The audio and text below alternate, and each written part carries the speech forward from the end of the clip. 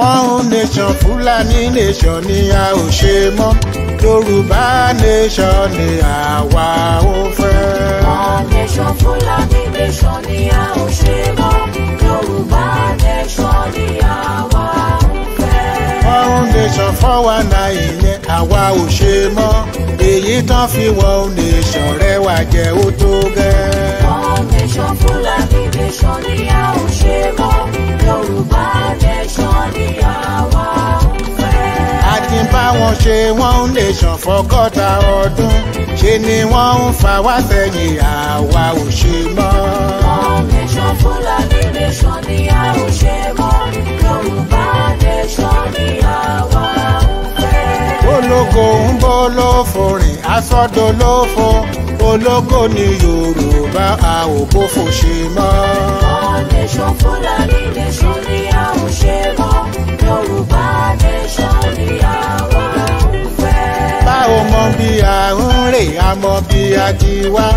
Èyí a ṣe one nation tó ká padà sílé. One nation Fulani nation ni a ò ṣe mọ́. Yoruba nation ni àwa ò fẹ́.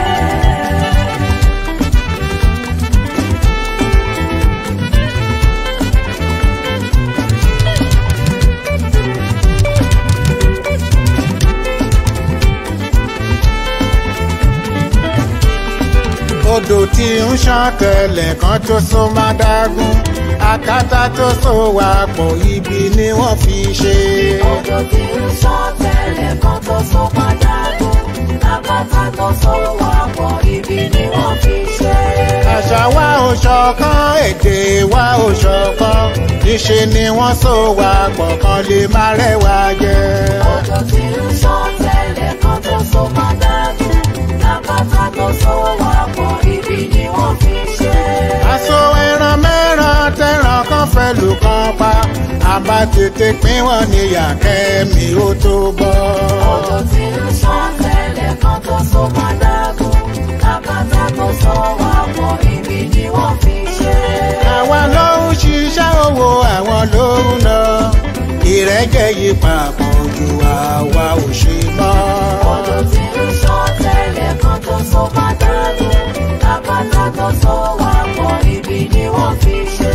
Ẹni fẹ̀sìn Fúlàní lè máa bá wọn lọ. Ní tèmi àti ilé mi àti padà sílé o. Odò tí ń ṣàn tẹ̀lẹ̀ kan tó so má dágún. Àkàtà tó so wà pọ̀ ibi ni wọ́n fi ṣe. Ó ṣe kíní, ó lulẹ̀, ó ṣe kejì, ó lulẹ̀, ó ṣe kẹta, ó lulẹ̀. A ò bá ṣubú ṣe rèrè àwa ò ṣe mọ́. Yorùbá nation ló kàn ẹ̀yà gbé wá. A ò bá ṣubú ṣe rere àwa ò ṣe mọ́.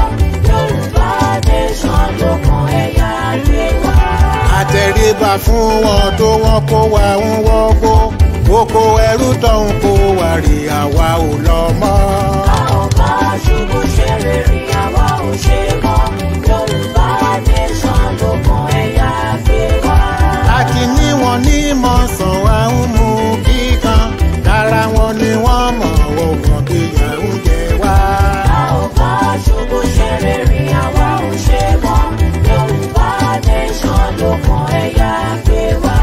Ilẹ̀jẹ̀ ìbò tán fi láti pé kó kú.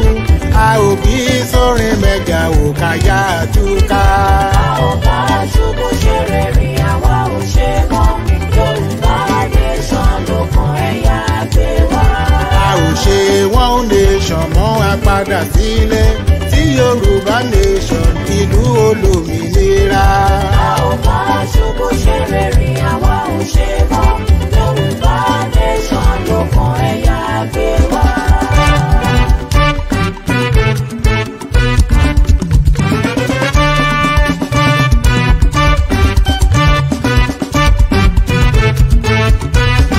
Yorùbá nation ni àwọn kan ń takò.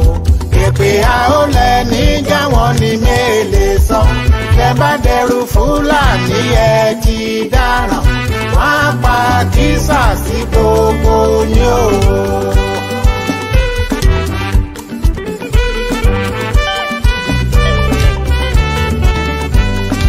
Ìmọ̀ ìmáàmù sọ̀rọ̀ pé Yorùbá nation, àfáà ń sọ̀rọ̀ pé Yorùbá nation, ẹlẹ́sìn mìíràn kígbe Yorùbá nation, àwọn aṣáájú Kristẹni kan dákẹ́ rọ́rọ́ torí Fúlàní ò pànìyàn lójú wọn rí. Bí Fúlàní bá gbalẹ̀ yìí o ẹ orógbó, ẹ rántí Afghanistan pẹ̀lú Turkey, wọ́n á gba Bíbélì lọ́wọ́ yín o.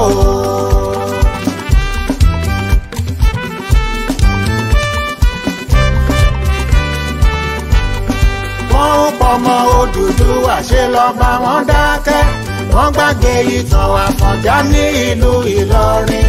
Bí Fúlàní bá gbalẹ̀ yìí wọ́n lè yí wọgbó, àgbà tí ó kẹ̀wù sọ̀rọ̀ akẹ́kọ̀ọ́ sáré.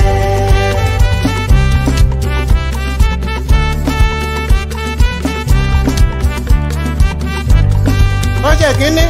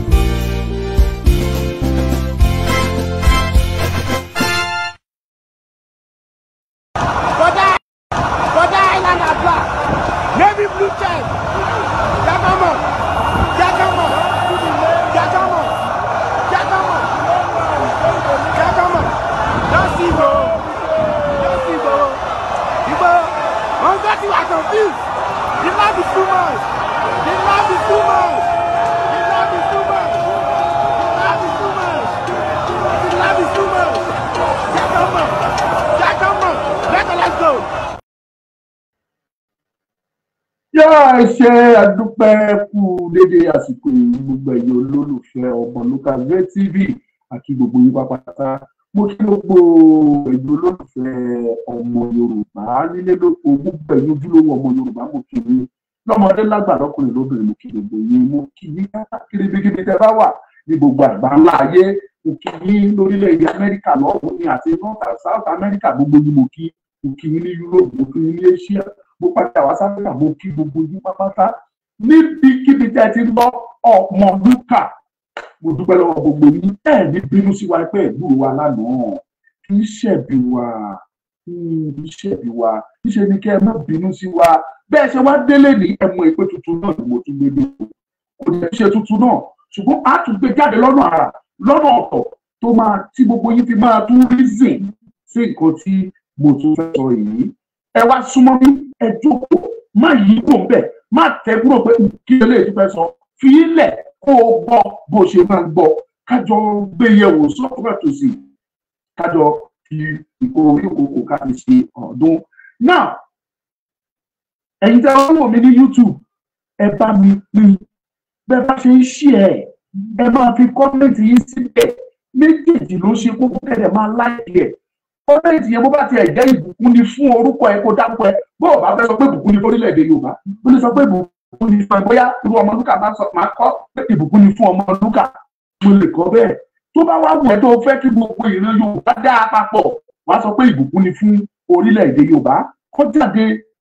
Tó o dẹ̀ subscribe, tó o bá ti subscribe sórí page mi, you must subscribe síbẹ̀, lágbára Ọlọ́run ẹ pé ó máa dá láṣẹ Èdùmàrè. èyí tí àwọn wà ní Facebook náà ẹ ṣe the same thing àtẹ̀yìn tí wà ní TikTok ẹ máa ṣe kí ni ẹ máa tẹ̀ ó rè tí mo gbàgbọ́ nínú ẹ̀ lẹ́yìn ọlọ́run ọba ọlọ́run tún ni ó ṣe wá kan eléyìí Yorùbá nation mo gbàgbọ́ nínú ẹ̀ dákú òfin tó máa yẹ àwa ya máa jáde bí tí wọ́n á jáde a máa gbà á. mo lè sọ fún ẹ tó o bá wà lára àwọn tó ń ṣiṣẹ́ nínú ìrìnàjò Yorùbá nation má bá wọn gbàgbé ẹni tó bá jàjà òmìnira ò kì í jẹ ń bẹ̀ èmi á jẹ nínú ẹ̀ṣẹ̀ ìṣẹ̀dá mi sọ pé màá jẹ nínú ẹ̀ mi ò ní kú ikú ọ̀wọ̀wọ̀ mi ò ní fi mí rúbọ mi ò ní ṣàṣàmì dédé kú sọnù nínú ìrìnàjò òmìnira Yorùbá yìí tí bá tẹ̀ tí wá ní ìpín tẹ́lẹ̀ pé màá kú màá tètè kú Ọlọ́run á wo làálàá mi á wo ìfẹ́ àtọkàn wá tí mo ní sí ìrìnàjò Yorùbá nation yìí á lọ́ra ẹ̀mí mi àpọ̀jọ́ kún ọjọ́ àkọ́dún kún ọdún fún mi á jẹ́ kí n pẹ́ láyé ju bàbá tó bí mi lọ ju ìyá tó bí mi lọ màá pẹ́ lórílẹ̀ yìí màá gbé orí ilẹ̀ Yorùbá yìí orílẹ̀-èdè yìí màá sọ oore rẹ̀ níbẹ̀ ìwọ náà lè ṣerú àdúrà náà fúnra ẹ̀ ṣùgbọ́n èmi ò ọmọ lúkà ọmọ òkòrókòró ológun sọ ọmọ ti pẹ́ kiri ló tó ọmọ ìgbọ̀n yìí pé mo ń sọ fún yín ni pé kò ní yẹ aṣojú ayé mi nínú ẹ̀ Yorùbá the great nation in the world màá wá máa sọ pé aṣọ fún yín náà ń gbà yẹn lágbára Olódùmarè lágbára àṣẹ ọba tó láyé ó yá ẹ pín kẹjẹ ká kán lu agbami ètò láì fi àkókò wa ṣòfò ẹ súnmọ́ bí ọ̀rọ̀ ti délẹ̀ o ọ̀rọ̀ ti délẹ̀ ọ̀rọ̀ ti dojú ẹ̀ ṣé ẹ kọ́kọ́ ríbi tí mò ń lọ ọ̀tọ̀ ni o ṣùgbọ́n ẹ jẹ́ kọ́kọ́ lọ sàn án kí n kọ́kọ́ bá àwọn gómìnà ilẹ̀ Yorùbá sọ̀rọ̀ ṣé mo fi ta bá ní ká wò sọ́tún ká wò sósì á sọ pé kí ló kan gómìnà ṣùgbọ́n tá a bá fẹ́ bára wa sọ òtítọ́ tá a fẹ́ sọ ọ̀rọ̀ níbi tí ọ̀rọ̀ wà àwa fúnra wa mọ̀ yìí pé àwọn gómìnà wa agbára wà lọ́wọ́ wọn ọ̀rọ̀ wọn dàbí ọ̀rọ̀ president ni lóòótọ́ ẹ̀yin governors kì í ṣe pé bóyá tó bá sọ̀rọ̀ sí yín tàbí anybody bá bu yín nílẹ̀ Yorùbá you deserve it gbogbo yín mọ̀ pé deserve it ṣùgbọ́n Yorùbá náà ló sọ pé ká fi ọ̀wọ̀ fún ẹni tí ọ̀wọ̀ bá tọ́ sí àwa fi ọ̀wọ̀ fún yín lásìkò yìí èmi gẹ́gẹ́ bí ẹnìkan mò ń fi ọ̀wọ̀ fún yín ìdí ni wípé ẹni ọ̀wọ̀ ni yín we call you honourable excellency èmi fi ọ̀wọ̀ fún yín lásìkò yìí agbọ́dọ̀ mọ̀ pé gbogbo ọmọ Yorùbá ló ọ̀wọ̀ fún yín ìdí tí ọmọ Yorùbá tọrọ fi táwọn lára tó fi ṣètò fi tán fi ń bu yín tán fi ń sọ̀rọ̀ ẹ̀yin lẹ́fà á torí ọ̀pọ̀lọpọ̀ tó yẹ kẹ́ ẹ gbé ṣe lẹ̀ ṣe ẹni ló bá ní àròjinlẹ̀ àmọ́ tó ń ṣẹlẹ̀ ní Nàìjíríà mo ti sọ̀rọ̀ yìí lọ́pọ̀lọpọ̀ mo ní ọ̀rọ̀ òṣèlú Nàìjíríà ẹ̀gbọ́n mi èyí tẹ́ ń wò mí TikTok ẹ bá mi pín ọ̀rọ̀ òṣèlú Nàìjíríà ó ní í ṣe pẹ̀lú pé ó ní agbára kan tó wà lẹ́yìn ọ̀rọ̀ òṣèlú yìí mo ti sọ nígbà tí rí lọ́pọ̀lọpọ̀ ọ̀gbà gẹ́gẹ́ bẹ́ẹ̀ wípé tá a bá rí ẹni tó jẹ́yàn dára tó tó nínú rẹ̀ tó jẹ́yàn rẹ̀ tó níwà rẹ̀ tó dẹ̀ ní èrò rẹ̀ lọ́kàn sáwọn mẹ̀kún ọjọ́ tó bá darapọ̀ mọ́ òṣèlú Nàìjíríà ọjọ́ yẹn ló yapa nù ọjọ́ yẹn ló donírọ́ ọjọ́ yẹn ló dèèyàn burúkú ọjọ́ yẹn ló máa bẹ̀rẹ̀ sí ní ṣe 419 ẹnu mi bá dórí oyè yẹn tó bá dórí àga tó jókòó sí ó lè má lérò burúkú lọ́kàn ṣùgbọ́n ìbílẹ̀ tó bá ti débẹ̀ tó jókòó kí nìyẹn máa yí padà á di èèyàn burúkú ìtàn bá ṣe láfẹsẹ ẹni tó dẹ̀ ṣe tó lẹ́yìn ẹ̀ àkàìmọye ẹ̀bí tó gbà àìmọye àwọn tó pa sọ́run àwọn tó pa sáyé tó tún pa sọ́run. ìdí tẹ̀mí ṣe wá padà wálé lásìkò yìí nìyẹn wípé gbogbo ẹ̀yin gómìnà wa lọ́wọ́lọ́wọ́ ẹ̀yin náà ẹ padà wálé ẹ láròjinlẹ̀.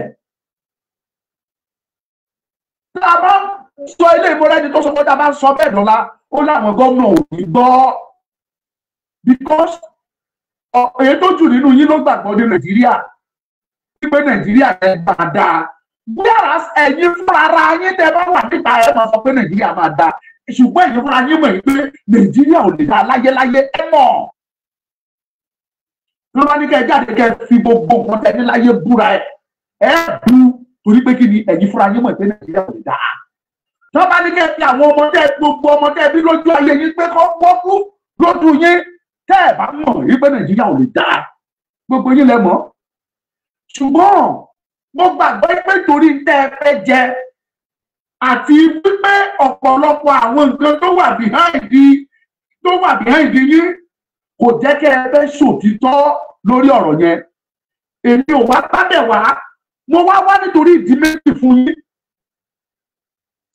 àkọ́kọ́ nínú ẹ̀ mo wá bá yín sọ̀rọ̀ gẹ́gẹ́ bí ọmọ ilé ẹ̀wọ̀n kọ́jẹ́ ní conscience mi nítorí conscience yìí ló torí ẹ̀ wá ìkejì ni pé nítorí pé ẹ̀rù ra ní gẹ́gẹ́ bíi pé ọmọ Yorùbá ni mí èmi ò yàtọ̀ sí gómìnà Ọ̀ṣun ni wọ́n sọ pé jẹ́ àfi Yorùbá wọ́n ní ìyá ẹ̀ wọ́n ní Ìgbò ni òun tó ọmọ Yorùbá gómìnà Èkó àtọ̀tún àtòsí ẹ̀ ọmọ Yorùbá ni gómìnà Ogun State àtọ̀tún ẹ̀ àtòsí ẹ̀ ọmọ Yorùbá ni gómìnà Èkìtì State àtọ̀tún àtòsí ẹ̀ ọmọ Yorùbá ni gómìnà ìpínlẹ̀ Ondo lọ́wọ́lọ́wọ́ Oríbísàn Ayédatiwa àtọ̀tún ẹ̀ àtòsí ẹ̀ ọmọ Yorùbá ni bákan náà ní gómìnà Ọ̀yọ́ State agbọ́ bẹ́ẹ̀ mi ò mọ details ibẹ̀ tiẹ̀ yẹn àtọ̀tún àtòsí ẹ̀ ọmọ Yorùbá ni the same thing applicable to Kwara ṣe jẹ́ pé ó ṣeé ṣe kí mixture wà lára gómìnà ti Kwara State yẹn kó ní Fúlàní bóyá bàbá ẹ̀ ní Fúlàní tàbí ìyá ẹ̀ ìkan nínú wọn máa jẹ́ Yorùbá tí kan jẹ́ Fúlàní àgbà bẹ́ẹ̀ bí ìrántí ìran àwọn ọlọ́rin ṣe mọ́ ṣe sọ́ra wọn dà títí náà ní sọ́ra wọn dà nìyẹn. àti Kogi State mi ò mọ̀ nípa gómìnà wọn ṣùgbọ́n mo fẹ́ believe pé somehow àwọn are related to Yorùbá but kájẹ̀ wá fi wọ́n lẹ̀ ẹ̀yin márùn-ún tẹ́ jẹ́ kọ́ Yorùbá tí ò ní àbùlà mo fẹ́ kẹ́ ẹ padà sílé kẹ́ ẹ ro àròjinlẹ̀ yìí pé ìran bí ìran Yorùbá ní how will you feel in the next 5 to 10 years tí wọ́n máa fi Yorùbá kí wọ́n máa fi wọ́n pàtàn kí wọ́n máa fi ìran Yorùbá pàtàn lórí ilẹ̀ tá a wà nínú yìí báwo lẹ ṣe máa feel òótọ́ ni ẹ̀rà lé sí Amẹ́ríkà ẹ̀rà lé sí Canada kódà citizen ní yín níbẹ̀ àwọn ọmọ yín wọ́n níwèé they are all citizens ní Europe ẹ̀rà síbẹ̀ Paris ẹ̀rà lé síbẹ̀ ẹ̀rà lé sí Madrid ẹ̀rà sí Berlin ẹ̀rà káàkiri kódà ní Dubai ẹ̀túrà síbẹ̀ fáwọn ọmọ citizen ní yín láwọn country kankan tí mo dákúkọ wọn ìwé ìbẹ̀ṣẹ̀ jẹ́ citizen àwọn ìlú lẹ jẹ́ citizen Nàìjíríà ṣùgbọ́n mo fẹ́ ronú láròjinlẹ̀ yìí pé inú òkòkò dúdú ni ẹ̀kọ́ funfun yìí ti jáde ìbáṣe pé wọn ò bí yín jáde ní ilẹ̀ Yorùbá ìbáṣe pé wọn ò bí bàbá yín bàbá yín ìyá yín àtàwọn ìyá yín ìbáṣe pé wọn ò bí wọn kí wọ́n jẹ́ ìran Yorùbá ẹni wọn yóò lè jáde ẹ̀ lè jẹ́ èèyàn ṣùgbọ́n torí pé wọ́n bí yín ẹ jẹ́ ìran Yorùbá lè jáde ẹ jẹ́ kí àánú ìran ọmọ Oòduà yìí ìran Yorùbá ẹ jẹ́ kí àánú kó ṣe yín ẹ bójú wọlẹ̀ ẹ wo ẹnulẹ̀ ẹ wo ẹnu ọkọ ẹ wo ìyà tó jẹ ìran ọmọ Yorùbá ọ̀rọ̀ yóò sọ̀rọ̀ Fúlàní pa wá ọ̀rọ̀ yóò sọ̀rọ̀ Ìgbò ẹgbàlẹ̀ ọ̀rọ̀ yìí ti kọjá bẹ́ẹ̀ ẹ̀yin fúnra yín mọ̀ nínú gbogbo ẹ̀yà tó wà nílẹ̀ Nàìjíríà pátá Yorùbá ló jẹ ìyà jù Yorùbá ló lọ sẹ́yìn jù àwa la wà backward jù ní gbogbo ẹ̀yà tó wà nílẹ̀ Nàìjíríà kì í ṣe àsọdùn kì í ṣe pé mo lè ṣèjìrè mo sọ reality ni tell me the development in Yorùbá land so far in the past 20 years ìlọsíwájú ìdàgbàsókè wo ló jáde ní ilẹ̀ Yorùbá mo fẹ́ mọ̀ ẹ sọ fún mi ẹ̀yin fara yín mọ̀ pé kò sí lẹ́yìn gómìnà wa bá fẹ́ sọ̀rọ̀ ọ̀rọ̀ tí mo sọ ilé ìgbéyé nínú ẹni ṣe ẹ̀yin lẹ̀ ṣiṣẹ́ ni mo sọ fún yín categorically politically ẹ̀ ṣiṣẹ́ ṣùgbọ́n ní ti gidi kò sí kankan tẹ́ ẹ ṣe tí bá ní kí n rètí yín màá rètí yín ní 2%. ló kọ bí ètò onítọ́lọ́run ṣe fún wa nílẹ̀ Yorùbá ẹ̀yin fúnra ara yín mọ̀ pé kò sí tẹ́ ẹ ṣe Akérédolú ó jẹ gómìnà fún ọdún 4 àkọ́kọ́. Mo ń challenge àwọn tó bá ṣiṣẹ́. Ẹ sọ achievement Akérédolú fún ọdún 4 ẹ sọ fún mi. Ní ti ojú gidi ní onítọ́jú ayé. Ṣùgbọ́n politically ó gbìyànjú. Politically ẹni pé kan dé ọ̀nà 10 million kan gbé jáde. Ọ̀nà 10 million kan gbé jáde ní 50 million. 50 million kan gbé jáde 40 million ẹ ti padà sápò ẹni tó yẹ kó padà sí. 10 million tó kù wọ́n á tó ṣàṣì méjì. Àwọn permanent secretary, àwọn directors, contractors, àwọn náà àtúbẹ̀ yẹn wọ́n á bẹ̀ jẹ́. 10 million tó kù wọ́n wá fi kun títì lọ́dà. Wọ́n wá kun títì yẹn. Ọ̀dọ̀ ẹ wá irú àwọn ọ̀nà yẹn ẹ discover pé ọjọ́ tó bá ṣe ọjọ́ yẹn ló tún máa bàjẹ́. Ara àwọn ọ̀nà t'Akérédolú ṣe tí wọ́n ti kọ́ tiẹ̀ báyìí. Wọ́n ti ń pàṣẹ pàṣípàṣí. The same thing in Èkìtì, the same thing in Ọ̀ṣun, Ọ̀yọ́, gbogbo ẹ̀ bó ṣe rí nìyẹn. Kì í ṣe wípé Tọ́láníkà sọ politically you tried of course. Ṣùgbọ́n ní ti gidi compared to the status of Yoruba people in the world. Ẹ̀yin fúnra ara yín pé what 2%. Yoruba people is backward. Èmi wá ń bẹ̀ yín ẹ mú ọ̀rọ̀ òṣèlú kúrò. Ẹ wálé gẹ́gẹ́ bí ojúlówó ọmọ Yorùbá ẹ̀. Tí àwọn kan bá bínú náà bá pè é lọ́mọ àlè, inú ló ń bí wọn, ara ló ń ta wọ́n. Mo ń tẹnu mọ́ mò ń sọ mò ń sọ ẹni tá a nà lára ń ta.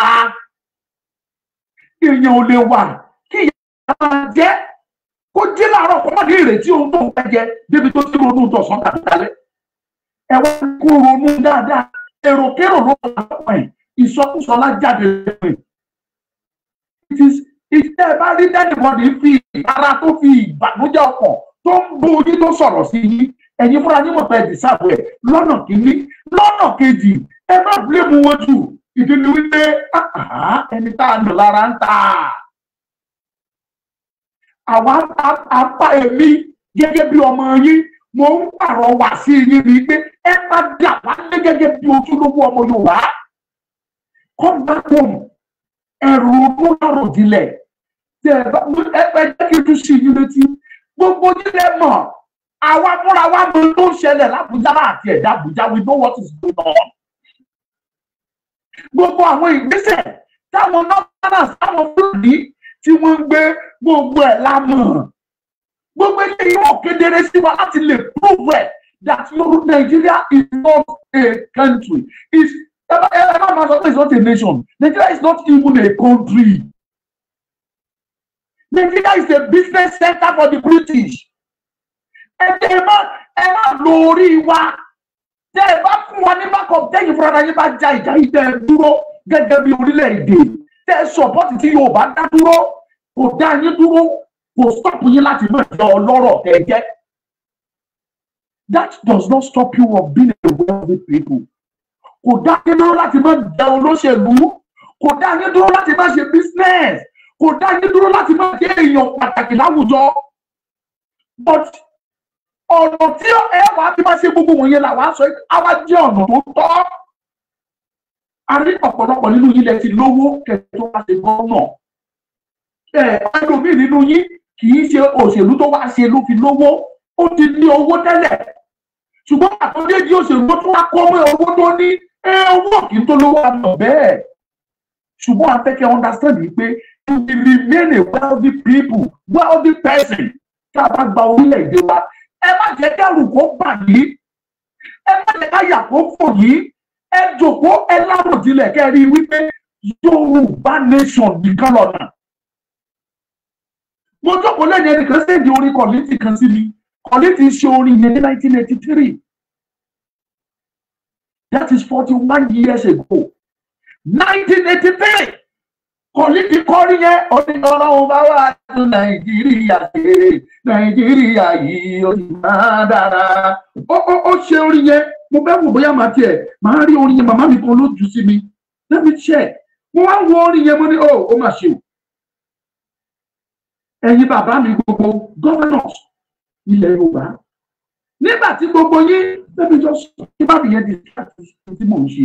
Nígbà tí gbogbo yín 30 exist, 30 live, even before our wọ̀nyí, 1960, 1970, ní gbogbo tí gbọ́ tó ti ń pariwo ada. Ǹjẹ́ ẹ jòkó bẹ́ẹ̀ bí ayé lérè pé kí ló tiẹ̀ ń fa gan-an tó fi sọ ada tí ò lè dá gan-an títí up to now.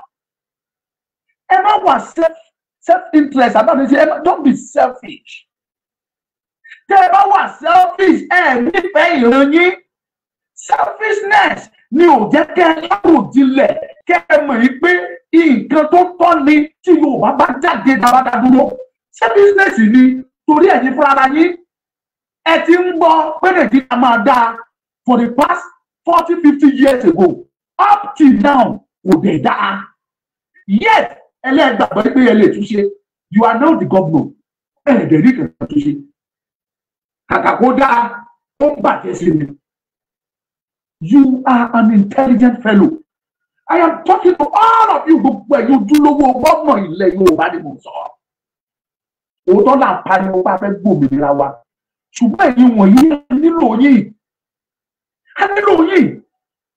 Ìsìn tí ò tí ì dariwo, tí ò tí ì dá wàhálà, tí ò tí ì dógún, tí Yorùbá ò tí ì máa kọjú síra wọn. Ẹ ṣe jẹ́ àfọwọ́sowọ́pọ̀. Kẹ́ ẹ jẹ́ kí Nàìjíríà ṣe tí wọn, kí Yorùbá jáde kúrò nínú Nàìjíríà, kí ògo yín, ògo àwa wọ̀nyí kó lè tàn fáyé rí. And I keep on saying it, you will remain a wealthy people. There's nothing bad in it. Majority yín lẹ ti ṣiṣẹ́. Some of you are professionals in their own field. We have engineers among you. We have chartered accountants among you. We have quantity surveyor. Àwọn tó kàwé ara àwọn administrators tó dájú nínú ẹ̀yìn governors wọ̀nyí. Kí ló dé tẹ́ fi believe pé tí Yorùbá bá dá dúró ẹ̀ẹ́dì dolówó mọ́ ẹ̀ẹ́dì jẹ́yàn mọ́? It shouldn't happen.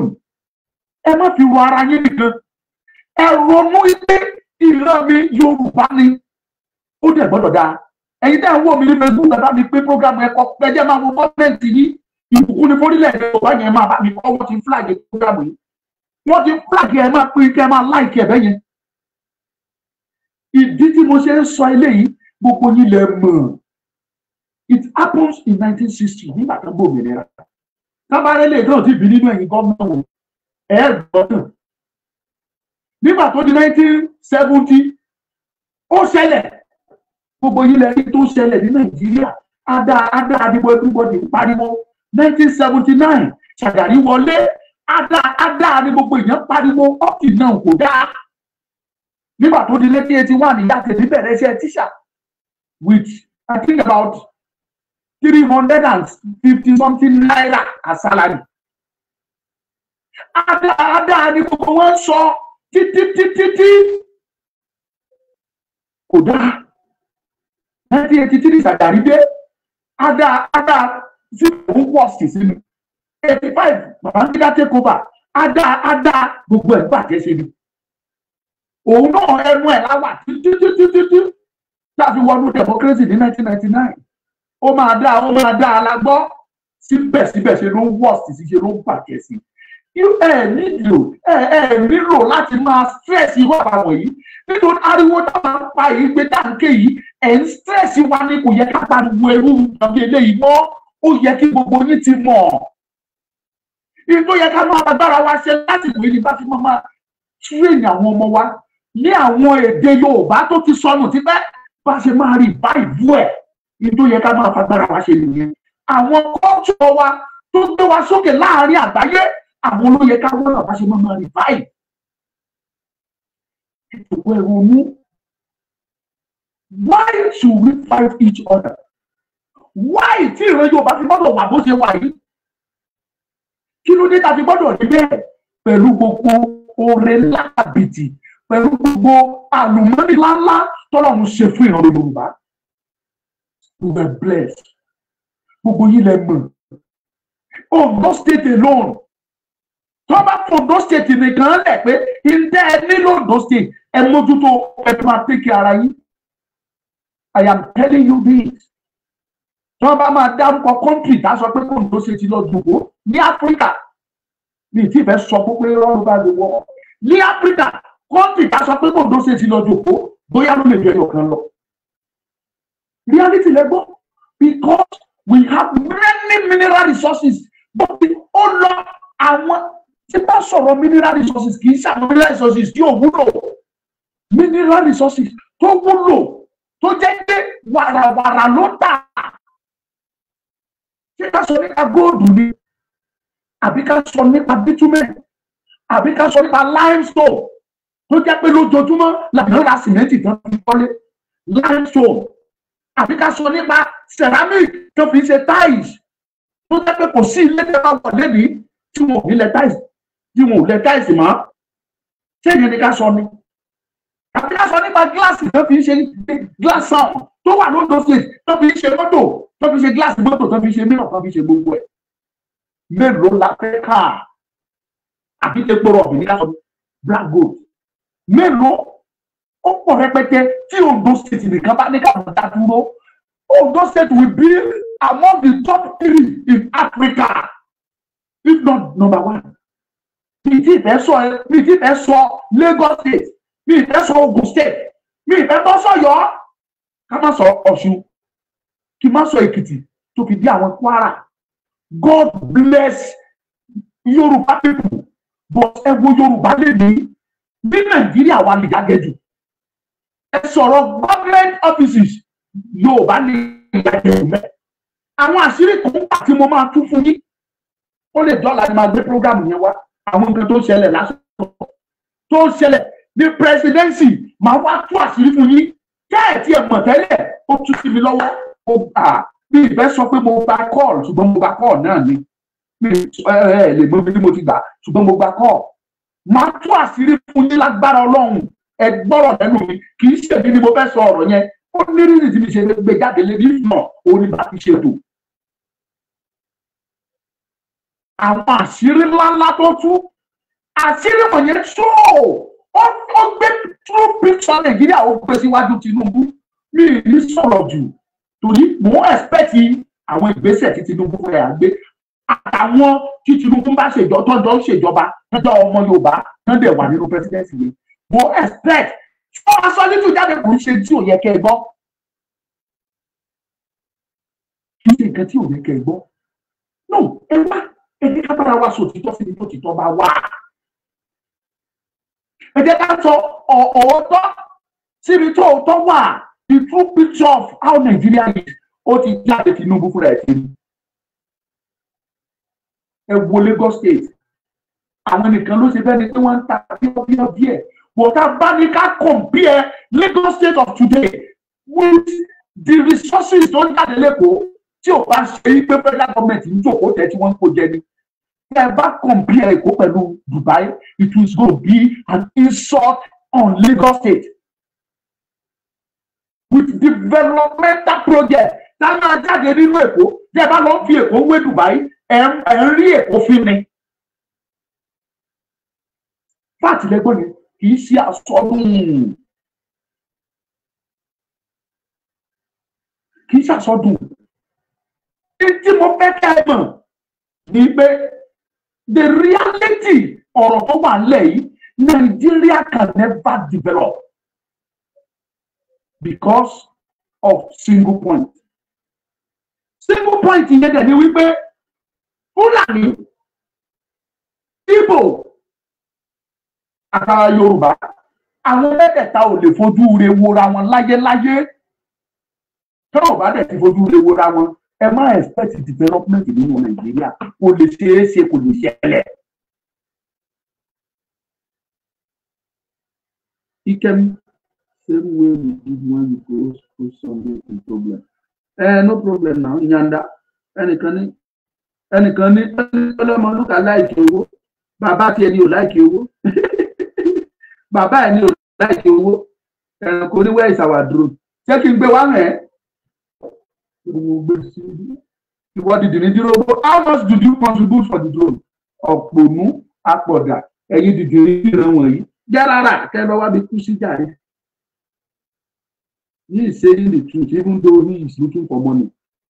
Ṣé òkúta ni kí n lọ mọ lókùn fún ṣé òkúta ni bàbá tiẹ̀ ń ṣàkiri gbọ́ àpọ̀dà dìdì ní dúró bó ẹ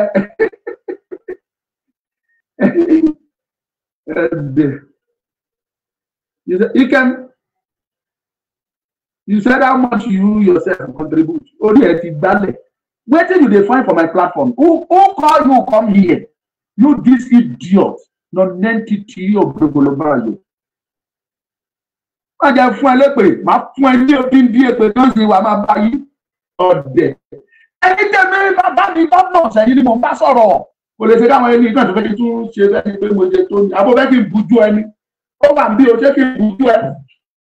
Ní ká máa ń kébé kí n sáré fún ẹ jẹ. Ní ká máa ń kébé kó má pẹ́.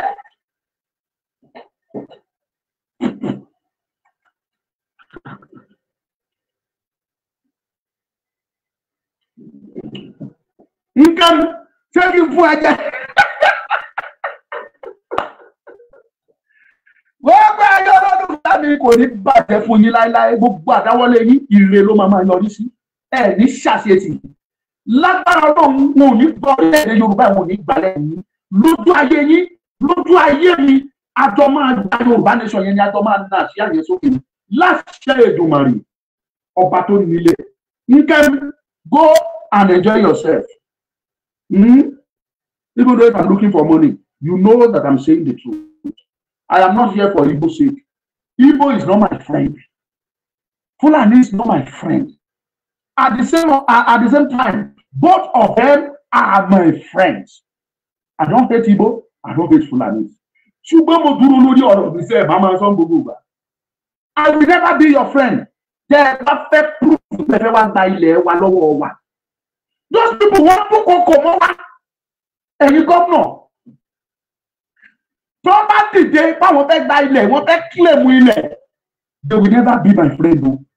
Torí ilẹ̀ yìí, bàbá ńlá tiwa, bàbá tèmi, ló gbé fún ẹ tó jogún ẹ̀ fáwa. Kò dẹ̀ sí ẹnikẹ́ni tó lè gbà lọ́wọ́ tíá. Lusa, oníwẹ̀ ìtàwà dùn. Ó wà ó náà lò níjọ́ tí bàbá ẹ̀ náà fi sìnkú bàbá ẹ̀. Bẹ́ẹ̀ náà fi sìnkú bàbá ẹ̀. Why don't you put your name or then see?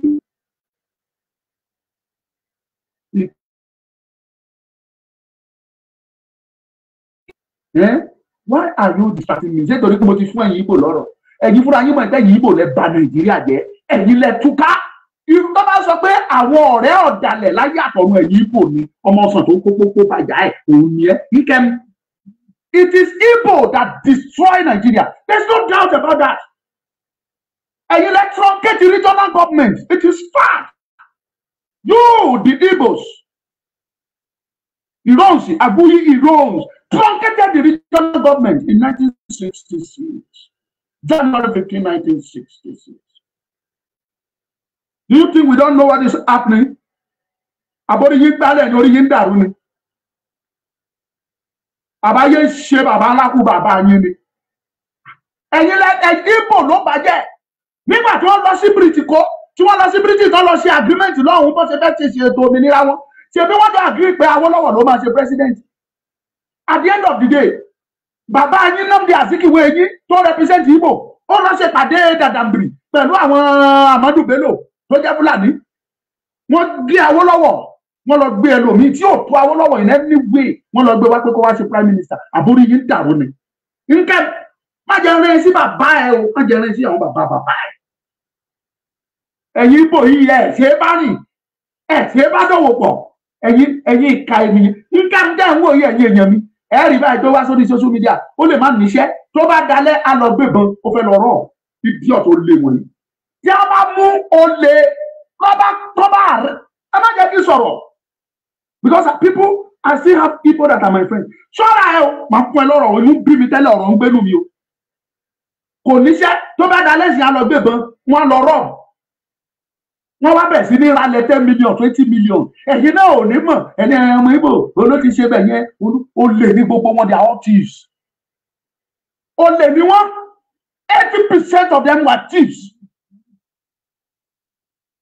They are all lè pọ́npẹ́lẹ́. Wàá rí wọn lásán wọ́n gbé rọ́bà séjìká wọ́n láwọn ń ta bọ́ọ̀sà. Ìwọ́dẹ̀ rí wọn pé wọ́n ń ta bọ́ọ̀sà ilé tó ti kọ́ wà mọ̀ àṣẹ bọ́ọ̀sà lẹ́ni ìfikọ́lé ni ó ti gbébọn ìwọ ò níbọn. ó ti ń ta fake drugs ìwọ ò ní o lè ṣe because you have conscience ọmọ Yorùbá ni ẹ́ o ní conscience lọ́kàn ẹ pé tí n bá ta fake drugs àwọn tó bẹ́ẹ̀ ló lè kú wọ́n lè ní cancer wọ́n lè ní nǹkan burúkú but àwọn lè ń kẹ́mu wọ̀nyí they won't think about that lọ́wọ́ gbogbo ṣọ́ọ̀bù wọn fake drugs ló kún mẹ́fà pátá ni wọ́n ń tà kiri ọmọ Igbo tó jẹ́ primary six a máa sọ fún ẹ pé òun ní blood bank is a primary six certificate holder kò jáde secondary school débi tó ti ń lọ university débi tó ti lè àkílẹ̀ mara ẹ̀ fún òun jẹ́ bloodography àbíbá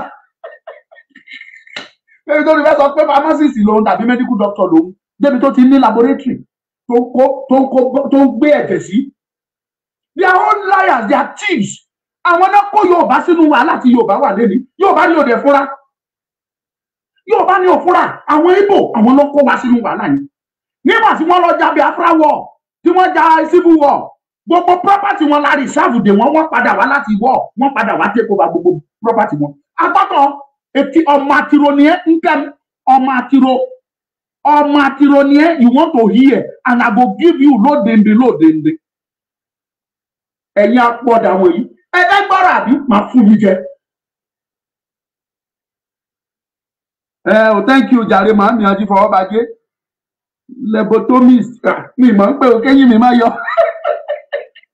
Ní ọdún 1960 ní kíní kan gbà tán fẹ́ ṣe election Awólọ́wọ̀ approach Azikiwe pé Azikiwe let's give me support so that I can become the prime minister or president of Nigeria.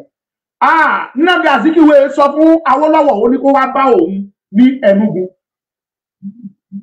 ó ní kó wá bá òun lẹ́nugu Awólọ́wọ̀ náà gbéra ó gbọ̀nà Enugu lọ ó lọ́jà Awólọ́wọ̀ sínú hòtẹ́ẹ̀lì tó ti ní wọ́n fẹ́ ṣe meeting Awólọ́wọ̀ débẹ̀ kò bá Azikiwe nígbà tó máa dájọ́ máa gbèrè Azikiwe ti fi Awólọ́wọ̀ lẹ̀ àwọn Fulani Sàdáúná ó ti ránṣẹ́ pé Azikiwe pé kó máa bọ̀ Azikiwe tó pe Awólọ́wọ̀ pé kó wá káwọn jọ ṣe pàdé ó fi Awólọ́wọ̀ sílẹ̀ ó pọ̀ ná Sókótó lọ lọ́dọ̀ Sàdáúná wọ́n lọ ṣe pàdé and they rig that election àtòun àti Sàdáúná àtàwọn British wọ́n rig election yẹn kúrò lọ́wọ́ Awólọ́wọ̀ Yorùbá ní òfúra ó pẹ́ tọ́lọ́ ti fi hàn wá pé ọ̀tá wa ní Fúlàní àti Ìgbò Yorùbá ló kọ̀ tí òfúra nígbà tó rọ Biafra wọ̀ délẹ̀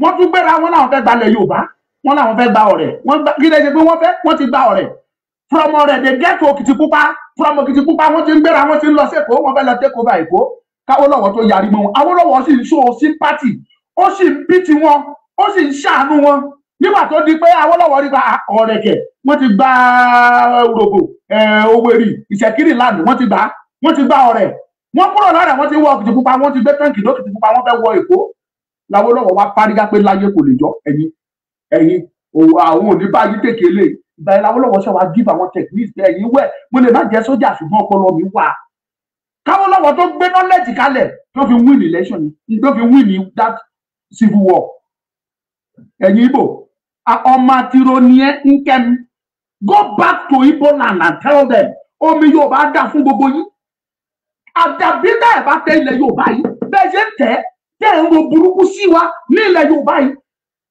nítorí ní là láyé gbogbo yí pápátá yẹn ní là gbogbo bẹ́ẹ̀ bá ṣe ń kójọ ọmọ máa parẹ́ lójú yín ni everyone gbogbo ilé tẹ̀ ń kọ́ yẹn Yorùbá ló ní estate la máa fi gbogbo ẹ̀ ṣe tó bá délẹ̀ we will send all of you out of our land you don't have any property to claim in Yorùbá land you will get out either by fire by force either by gun or by any other thing else you will get out of Yorùbá land we don't need you.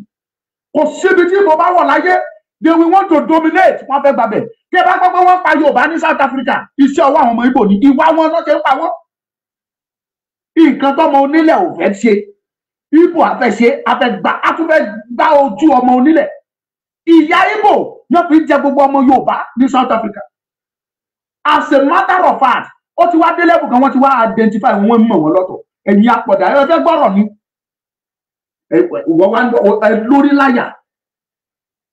lórí láyà ìwọ o wá sórí bro ẹ pọ̀ bẹ́ẹ̀ ìkan náà ọmọ lúkà ní kékeré ó ní mo láìkí owó bàbá ńlá kú bàbá ẹ ló láìkí ìgbẹ́ bàbá àti ẹ láìkí ṣíìkì ìgbẹ́ mess òpònú apọ̀dà ayérádá ẹ̀gbọ́n tẹ́ bá gbẹ̀yìn ní wàá máa tọ́ mi ẹ mọ̀ pé mi fúnra mi ní òjò mi lẹ́nu mi ìtàn wà àwa kan tí bá dákẹ́ mo kàn ń dákẹ́ torí pé mo mọ nǹkan tí silence mi yẹn tó mean fún mi ni tí bá dẹ̀ voice out mo mọ nǹkan tí ọ̀rọ̀ tí màá sọ jáde mo mọ nǹkan tó bí ìwọ̀nba tí mo sọ ẹ̀ka ẹ̀ mo mọ oríṣiríṣi àwọn èèyàn ló máa sọ̀rọ̀ orí yìí gbálẹ̀ ni ta ló wú ta dẹ́ni tó dáa nílẹ̀ Ìgbò mo sọ ní èpè Ọmọlúkà ni mo sọ bẹ́ẹ̀ ẹni tó dáa nílẹ̀ Ìgbò tó ro dáadáa ro Yorùbá ẹni kó jáde kó wá sọ no single of them ìyá gómìnà wa tó fẹ́ Ìgbò ẹ wá wo bó ṣe rún Ondo State bó ṣe bá Ondo State jẹ́ ó jẹ́ Ondo State rún ni ordinary first lady mi mẹ́ni tó pè wọ́n ní first lady gan torí pé ó jẹ́ ìyàwó gómìnà ó sọ̀rọ̀ ẹ̀ di first lady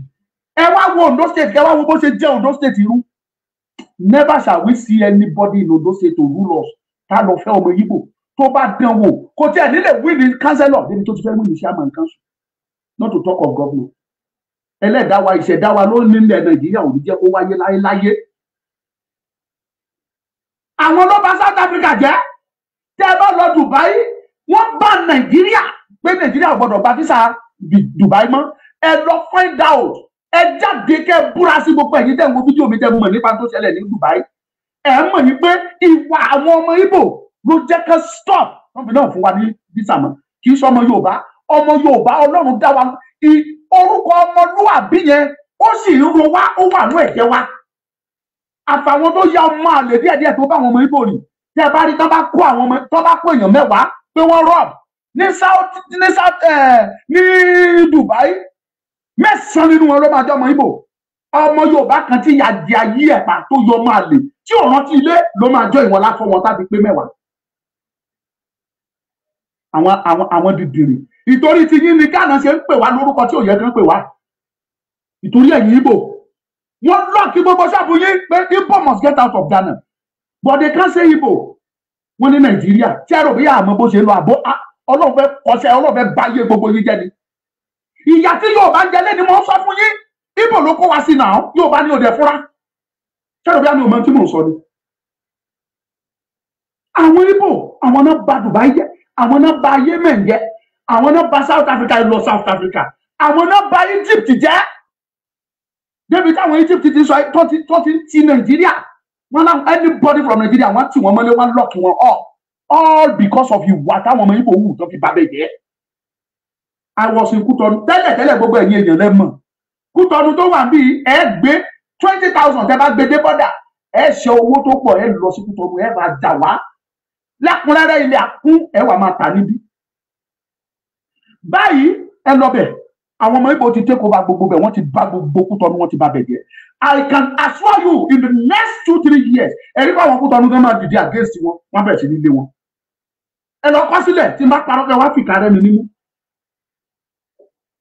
Ìgbòho ẹ̀wọ̀ ló ń sọ̀pọ̀tì Nnamdi Kanu wíìsù Nnamdi Kanu mo mọ bàbá alákù Nnamdi Kanu rí ni ẹ má jẹ́ ká sọ̀rọ̀ máa voice out máa sọ̀rọ̀ tèmi kí ló kàn Ìgbòho pẹ̀lú Nnamdi Kanu pẹ̀lú tí Ìgbòho bá sọ̀rọ̀ fún Nnamdi Kanu ó kàn sọ ní they can be friends anybody can be friends anybody can be whatever they want to be idiot òpònú yín ẹ fẹ́ gbọ́rọ̀ ni ọjọ́ tí wàhálà ẹ̀ ń ṣàṣìṣẹlẹ̀ do you think we forgot what Nnamdi Kanu said Nnamdi Kanu ní ká sọ lọ́sẹ̀ kó ká jó gbogbo Èkó abẹ́rò bí àmọ́ ni ayé yìí fẹ́ bàjẹ́ ni kò fẹ́ dá fún bàbá ńlá fún bàbá yìí Ọlọ́run ó fẹ́ padà lẹ́yìn gbogbo yìí ni sẹ́rù bí àmọ́ tó ṣẹlẹ̀ ní ẹgbẹ́ wa náà pò ní abẹ́pò wa lápọ̀dà Nnamdi Kanu said it clearly and I saw it and I heard it ó ní ká jó gbogbo Èkó put fire kill everybody mad people everywhere bó ṣe máa sọ nìyẹn do you think we don't know what is happening he said they should kill Tinubu ó ní ká pa Tinubu ó ní ká wọlé palace ọba Èkó kan jó bẹ́ẹ̀ kan bà gbogbo bẹ̀ jẹ́ ṣẹ́rù bí àmọ́ tó ṣẹlẹ̀ ni kò ṣe sọ pé kán lọ sí ìlú kan lọ jó gbogbo rẹ̀ àbórí yìí gbálẹ̀ ni kò ní dá fún bàbá ńlá fún bàbá yín ni ara mi kán tẹ́lẹ̀ náà múnú bíbí o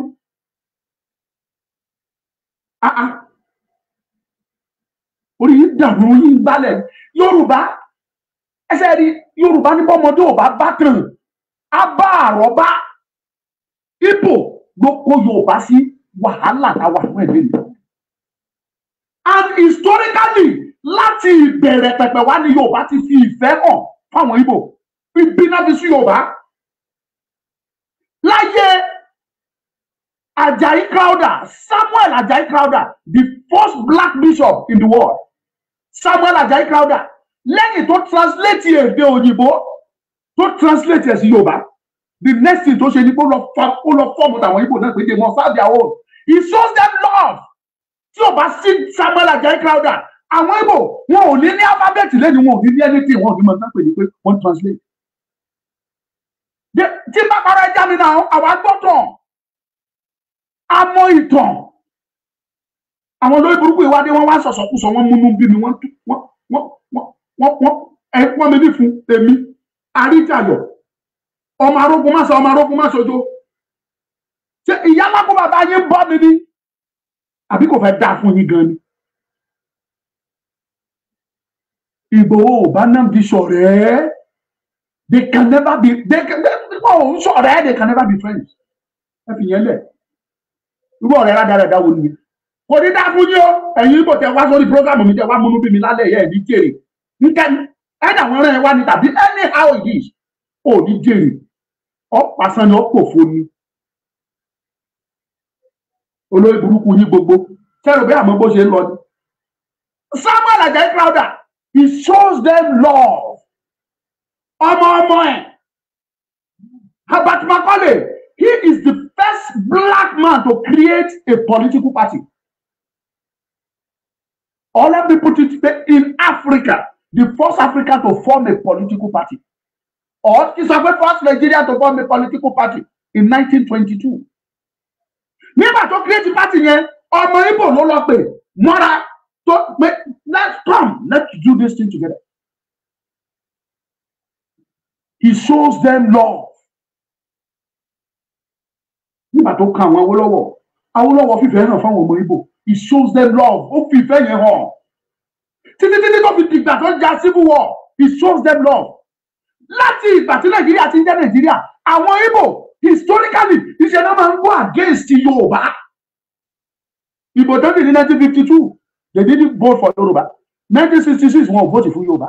Nígbà tó di 1970 kí náà tún dìbò, wọn ò vote fún Yorùbá. 1979 election. Igbo didn't vote for Yorùbá, wọ́n rẹ́kọ̀dù ẹ̀ wá. After 1979, wọ́n dìbò míì ní 1983, rẹ́kọ̀dù ẹ̀ wá ńlẹ̀. Igbo vote kò sí state Igbo tó ti vote fún Yorùbá. Fún Yorùbá candidate, they didn't vote for Awólọ́wọ̀. Nígbà tó di 1993, Hope 93 tó vote fún Abíọ́lá. Ẹ lọ wo rẹ́kọ̀dù ẹ̀, kò sí single state from Igbo tó vote fún Abíọ́lá. 1999, Yorùbá gbé Olúfàlàyé sílẹ̀. Àwọn Haúsá Fulani wọ́n gbé Ọbásanjọ́ sílẹ̀. Ta ni Igbo dìbò fún? They voted for Ọbásanjọ́ against the will of Yorùbá. Olúfàlàyé of Yorùbá. So what are you people saying? Ẹ̀yin lẹ kó Yorùbá sí Yorùbá ní Yorùbá. Àwọn bàbá wa ní òfúnra. Tí Yorùbá bá ti it happens to us today. Tí Yorùbá bá ti ṣíwá fún ẹbí eléyìí tó gbà ẹ́, wọ́n fàyè gbà ẹ́. Bó jẹ́ Ìbò la fún nílẹ̀, wọ́n lo ilẹ̀ yẹn, wọ́n kọjá bó ṣe yẹ kó ń ṣe. Bó jẹ́ Fúlàní náà the same thing. We love too much, we trust too much. Ó lè fi ìyà jẹ Yorùbá. Ọ̀pọ̀ gbogbo èébú lẹ máa tún fi bú Yorùbá. Ẹni Yorùbá ò dáa, ẹni Yorùbá ò ṣe, ẹni Yorùbá ò mọ̀. Kò ní dáa fún yín, kò ní ragbá fún yín.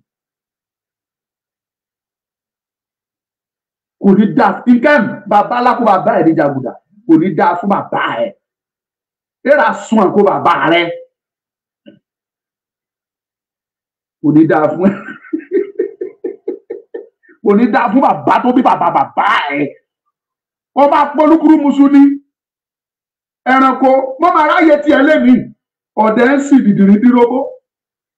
You said you will call for my kò ní dá. Ó máa pò fún mi. Tó o bá call for my arrest, you will call for my arrest. O kò ní dáa fún ẹ. And you are a ghost. You know I don't know who you are. I don't want to know. Even if you are the IG of Nigeria, máa kojú ẹ̀ máa sọ̀rọ̀.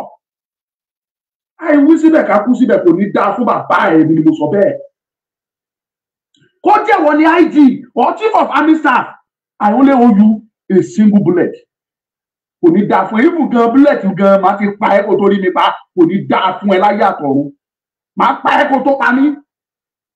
Máa sọ̀rọ̀. You call for my arrest. Ẹ máa wo dìdìrín dírógbó náà. I have been on this more than 4 years now. àwọn tó ju bàbá ẹ lọ wọ́n dún mọ̀ mi mọ̀ ń yan ọ̀fẹ́ fanda ló dún wọn ní irú ẹ̀ ó mọ̀ pé ẹ̀wẹ̀ ní ẹ̀rẹ́dẹ̀ ilé kan màmá distract mi ni. But let me go back to where I am. Mo bẹ̀ yín ẹ̀yin governors. Look at them. Ẹ wò wọ́n báyìí. Let me give you an advice. Ondo State ẹ̀yin lẹ tún múra àti dìbò. Kẹ́ni ẹ bá rí kankan nínú candidate tó gbéyàwó Ìgbò ẹlẹ́dọ́kò ẹ má sọ fún pé kó máa lọ ẹ yọ òkò kẹlẹ́ mọ́ kẹ́ni ẹ kò kò pa kẹ́lẹ́ lọ. Pending the time that máa gba Yorùbá nation wa we don't want traces of Igbo in any part of our government. Governor Osun State tí ò bá ti ṣe jẹ́jẹ́ tí ò ṣe dáadáa tí ò prove pé ọmọ Yorùbá lòun ẹ̀ka tá a ṣe mọ rèé àwa à campaign against ẹ̀ tí ò bá ti ṣe dáadáa kó prove pé Yorùbá lòun o ẹ̀ka tá a ṣe mọ nìyẹn o à campaign against adé dúró tì. No traces of Igbo in Yoruba government. After pending the time, tá máa fi gborílẹ̀-èdè wa, tá bá wá gborílẹ̀-èdè wa, àti eléyìí tí ò ṣe government àti tí ò ṣe, àwa fi ìgbálẹ̀ àfi gba gbogbo wọn dànù. Ìgbálẹ̀ la máa fi gbá yín, kò ní dá fún, kò ní ra gbá fún gbogbo yín. Ìgbálẹ̀ la fi gbá yín dànù. You try to distract. Ẹ̀yin Yorùbá. Mo sọ eléyìí fún yín ẹ̀yin governors ilẹ̀ Yorùbá. Think deeply. Wọ́n kọ́gun bọ̀. Àwọn Fulani lérí physically and secretly. Èyí tó ń ṣẹlẹ̀ lábẹ́nú gbogbo yín lẹ̀ ń gbọ́. It's just because you cannot come out and say it. Lè jáde wá sọ because of the oath that you take. But àwa ń gbọ́ àwa dẹ̀ mọ̀. Ìdí táwa ṣe tẹ̀mọ́ yín létí pé ẹ tètè lọ jókòó kẹrù àròjinlẹ̀. Àwa ò gbàdúrà wọ̀ bọ̀ tó bá kan wọ̀ àwa ọmọ yín arẹ́dì àtijọ́.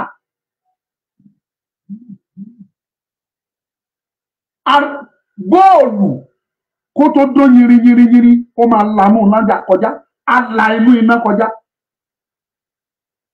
So we are ready to face it. Ẹjọ́ abẹ̀yìn ni. It is better you take action now. Kó tó pẹ́ jù. Òyìnbó if you fail to plan, you plan to fail. Or if you plan to fail, you fail to plan. I don't know how they put it. Ṣùgbọ́n ẹ tètè mọ̀ ẹ̀yin gómìnà ipa wà tẹ́ mọ̀ kó you are a Yoruba person. In the gene of Yoruba blood before you become the governor of Nigeria. Because if you are Ondo State governor, you are Nigerian governor. If you are Kiise State governor, you are Nigeria governor. If you are Osun State governor, Nigeria governor. Yeah? Lagos, Ogun, Oyo, you are Nigeria governor. You are not Yoruba governor. You didn't swear an allegiance to Yoruba. You only swore an oath to Nigerian government. So, Amanda, so please sit down and think if Yoruba remains your fatherland, your motherland also. Ilẹ̀ bàbá ilẹ̀ ìyá ẹni.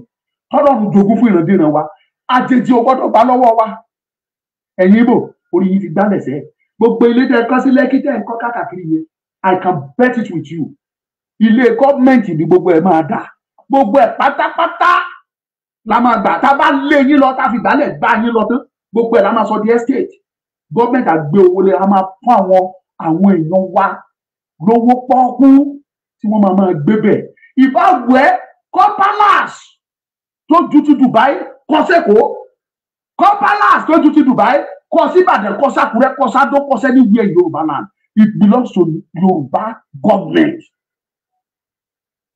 Reality lẹ́gbọ́n yẹn kẹ́tẹ̀tẹ̀ mọ bẹ́ẹ̀ ṣe fẹ́ lọ pokùnso bẹ́ẹ̀ ṣe fẹ́ lọ kú dànù nílùú yìí bó bá kan wíwú ẹ lọ wú ilé yìí kẹ́tẹ̀tẹ̀ máa kó lọ we are sending you out and don't think anything belongs to you ilẹ̀ yẹn ilẹ̀ wa ni tí o bá tẹ yín lọ́rùn ẹgbẹ́ katapila wa kẹ wá wo ẹ̀kọ́ kòròbá ẹ̀ ẹ̀kọ́ gbogbo ṣákáṣáká ẹ̀ ẹ̀kọ́ padà sí ìlú yín ilẹ̀ yẹn it belongs to us wọ́n lè ṣe ẹ̀ fún yín ni for only few years a máa bẹ́ gidi gbogbo ẹ̀ abádúró tó bá wù yín ẹ torí yẹn ẹ continue láti go against wa this is not your first time tẹ́ máa go against Yoruba this is not the first time you have been going against Yoruba as far back as more than 100 years it is on ó wà nínú ìtàn ó wà nínú ìtàn ẹ̀yin dìdì ní dúrógbó wọ̀nyí ẹ̀yin bẹ́ẹ̀ dẹ̀ rò pẹ́lẹ̀ rẹ̀ lè ké èmi tí mi ò ń wá tì.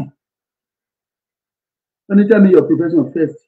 You are jobless man. Orí ẹ̀ dàrú. Put your name there first. Let us know who you are. You are asking my profession. Mumu ọ̀dẹ́nsìn. Bó ṣe rí mi ò tẹ́ni tó níṣẹ́. Ọ̀dẹ̀ ni ẹ́, oh God you. If you want to know, I have more than 3 jobs that I'm doing. I am a civil servant at the same time. I have other professional works that I'm doing. Mumu ni ẹ́, oh God. Even my director is watching me now. He knows what I'm doing. Even the governor knows what I'm doing. Mumu ni ẹ́, oh God you. Oh because no, you must have come look at it. You to my Lord here. Oh, she shall want to leave you. The come look at. Lord, me. Àwa etiju. Àbí mumu lele yan apoda. Go go. Ẹ̀yin èèyàn mi ó fẹ́ tó mo waste data yín ni. Ẹ jẹ́ kí n fi dìdìrín ẹ lẹ̀ kó máa lọ. You don't have job. Dancing. Come on go. Kókó rádaràda ẹ lọ. Má fẹ́ gbó. Ẹ̀yin Igbo. I'm supporting Yoruba nation, but Omoduka is jobless. Oh God, you are supporting Yoruba nation, and somebody that is promoting Yoruba nation, you are against that person. Don't you see? There is dust in your head. Oh, dust. You think through your anus, because if you are thinking through your brain, you won't go against me. I don't know you. I don't offend you. I don't do anything against you. You just come online and say you hate me.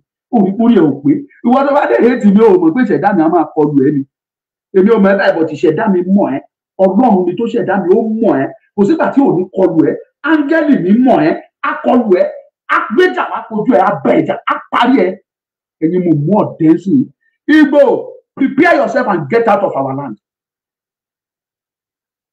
Get out of Yoruba land. Ṣégobe. Write it down ìbùkún ní fórílẹ̀-èdè Yorùbá kọ́ tí ẹ jáde eléyìí rò pé àwọn lè gbé kíní kò yé mi ó mà jọ lá pé data àwọn èèyàn mi ìfẹ́ kí wọ́n waste data if not máa bá ẹ pò débi tó ń pò irú ẹ ẹ̀yin wẹ́sẹ̀ mi èmi ọmọ arógun má ṣe jù ó yá pé jáde jàre ìbùkún ní fórílẹ̀-èdè Yorùbá ẹ ṣé mo dúpẹ́ lọ́wọ́ yín gbogbo ẹ̀yin olóríire ọmọ Yorùbá God bless you. Lọ́jọ́ Monday lágbára Ọlọ́run mo ní àlejò pàtàkì tó ń bọ̀ tẹ́ máa gbà lálejò ń bí bàbá wa ológun lolúwa ẹ tún máa gbọ́ dẹ́ndẹ́ ọ̀rọ̀ lọ́jọ́ náà lágbára aago 8 ní déédéé àsìkò tá à ń ṣe náà ni kò yẹ ẹ tètè join lọ́jọ́ Monday ni lágbára Olódùmarè ojú òní ti mi ojú òní ti mi ojú òní ti gbogbo yín láṣẹ Ọlọ́run ó yá kọ tiẹ̀ jáde ìbùkún ni fún orílẹ̀-èdè Yorùbá.